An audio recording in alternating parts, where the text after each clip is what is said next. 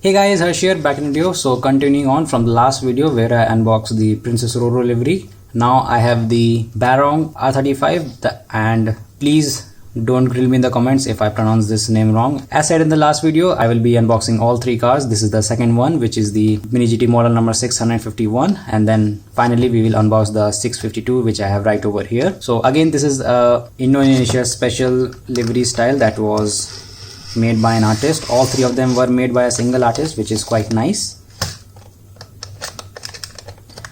And to my best understanding, I think this is some sort of like a cultural thing for Indonesia. And in Indonesia, if you're a diecast collector, you know it is quite a big thing there.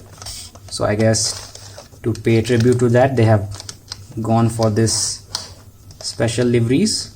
So let me just open this pack up real quickly. And first of all, let me just take out the card which lies at the back. It is a very nice card, as you can see, very nice and shiny. I also kept the green one over here, so maybe I will start collecting this as well. It is quite actually nice. Two already collected. Now I only have the silver one to unbox, which I will do very shortly. Now let's take out the box. It comes with the blister packaging, so if you want to keep your car safe for transport or whatever, you can just do that very easily. And finally, here we have the car itself. You can throw this away. There is no need for this because the packaging is already inside the box. So here's the car finally. As you can see, it is in a very nice livery over here with I think it is carbon fiber black, then normal black, then red, and then gold, which in my opinion looks very nice. So now that we have it after this packaging, let's take a closer look at it. So this is like a normal R35 which is clapped out both internally and externally. So for the internals, I cannot really say what these are, but for the externals, I can say like you can see these sort of like fins over here at the front, creating downforce for the front axle, and then this really heavily modified back wing over here, creating downforce for the back wheels, which is quite nice. And the quality of this R35 is similar for the other one, so let me just go over it again. So starting with the front over here, you can see we have the LB Performance logo, which I think I have seen in every other modified car that I have reviewed on this channel. Underneath that, we have this radiator over here, which is nicely silver painted with all the grooves inside it. And on top of the LB Performance logo, right below the Muse Diecast collaborator, we have the GTR logo, which you can't really make out of because it's so tiny, but I think I can let that go because of the size of it. Front intake vents over here, as you can see, have this very nice golden outlining with the black vent, which is always nice to see. And if you move to the headlights, I don't know for what reason they have painted it yellow. These kind of looks like fog lights now for some reason, but still, I think apart from the white color, like a black tinted headlight would have been quite nice to see on this particular model, but I think yellow works fine too. The hood over here is like very nicely detailed. You can see we have this very nice carbon fiber finish with these vents over here being black painted in this particular case, which is quite nice. It wasn't the case on the other car, I must say, but still looks very nice. And the logos are quite spread out now, so we have the Indonesian flag right at the front there, then we have the Nismo logo on either side, then we have the Muse Diecast logo, LB Performance logo, and of course the Mini GT logo. On the windshield there, you can see we have the name over here, Barong, which I am guessing is this being over here. I'm not really sure what to call him. I don't want to offend any of the Indonesian people, so just show some mercy to me. Now moving to the wheels, I think these are by far one of the best wheels I have seen in a Mini GT R35, because as I've said in the last video, I really do not like the R35 wheels and how they are structured, but for this particular case, I think that changes because these are nice goldenish rims over here with treaded tires, and in my opinion they look very nice. Obviously, if it was like a whole black car, then it would have been absolutely incredible to look on.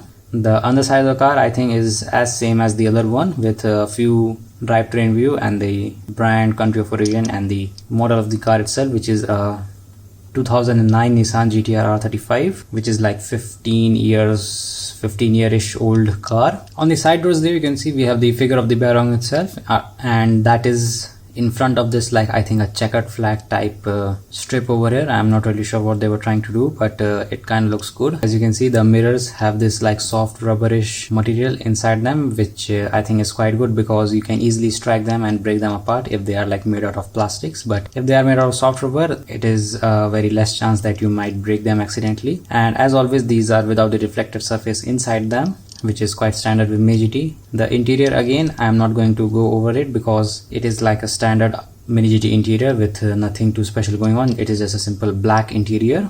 Now moving further back, you can see again we have the Indonesian flag along with the Berong writing right on top of the fender. That is the same case on the other side, and this particular version also has the white body kit on it. So if you look at it from the top, you can see like how far the actual body is extruding out. If you look at it from this angle, then you can clearly see how the extrusion is. The back wheel, if you also look, are same as the front ones over here. We have the fuel cap over here on the right hand side, as you can see. I don't know if it's on the other. Yeah, it's not there. So this is not a race car. On the roof there, you can see we have the Mizu Diecast logo along with this very nicely finished carbon fiber roof over here. Looks very nice. Although you can see it is not like completely black, because a complete black would look like this or somewhat like this. It is sort of like a goldenish black or goldenish grayish look that this carbon fiber finish has to it, which I think is quite a nice addition. You can easily tell that apart. The hood, the roof and the back trunk are all made out of that. And if you look at the back wing or the spoiler over here, you can see it has this very nice black and red theme given to it, with the writing again in Japanese, which I cannot really pronounce what that is. And this time around the back wing is sort of like a R35 back wing, but it's just bigger and better in my opinion. Looks very nice. And finally, if we move to the back, you can see we have the tail lights again with plastic inserts. Always nice to see. Mini GT logo on one end, Nissan and Mizu Diecast logo on the other end, with the LBWK right at the middle, and again the license plate being the Indonesian flag, which is a very nice addition. The exhaust are very nicely detailed on this particular car as well, with silver outlining and black inlining, I must say. And then we have these like diffusers over here which are red painted. Adds a very nice look to the car, and for the aggressive look, I think the diffuser does a quite good job at it, although there aren't a lot of diffusers over here, but still looks very nice. So all in all, a very nice model to have in your collection, although I would recommend you getting all three of them to complete this particular collection over here. So as always, thanks for watching the video guys. Hopefully you enjoyed it, and stay tuned for the last car as well. I will be posting about it very soon. So as always, I will catch you all in the next one.